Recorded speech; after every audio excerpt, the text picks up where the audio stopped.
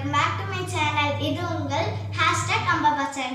இன்னைக்கு நம்ம வீடியோவில் என்ன பார்க்க போகிறோம்னா, கொடிக்கப்பள்ளி அந்த ஃப்ரூட்டோ என்னமோ நான் வந்து ஃபஸ்ட்டு எங்கள் அப்பா வாங்கிட்டு வந்தாங்கன்னா அவங்க ஸ்கூலில் வந்து விற்றாங்களாமா.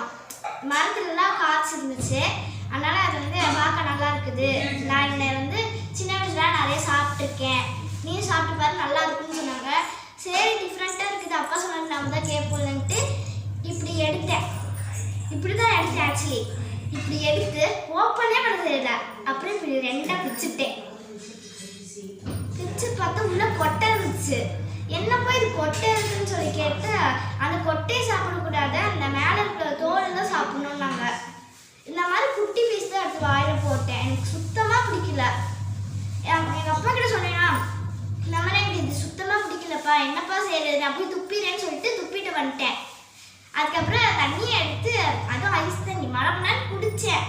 எங்கள் அப்பா இதெல்லாம் நிறைய சத்துக்கள் இருக்குது, இதெல்லாம் நாங்கள் சின்ன வயசில் இருக்கும்போது மரத்தில் காய்ச்சிட்டே அழகாக இருக்கும், பூவாட்டவே இருக்கும்.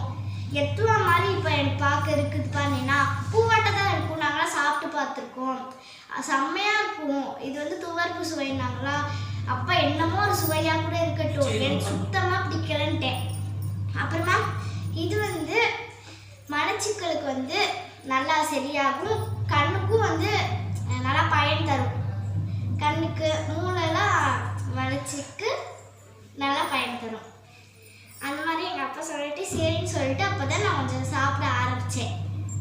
சரி, தேங்க்யூ, பாய் காய்ஸ், இஷ்கி ஆல்.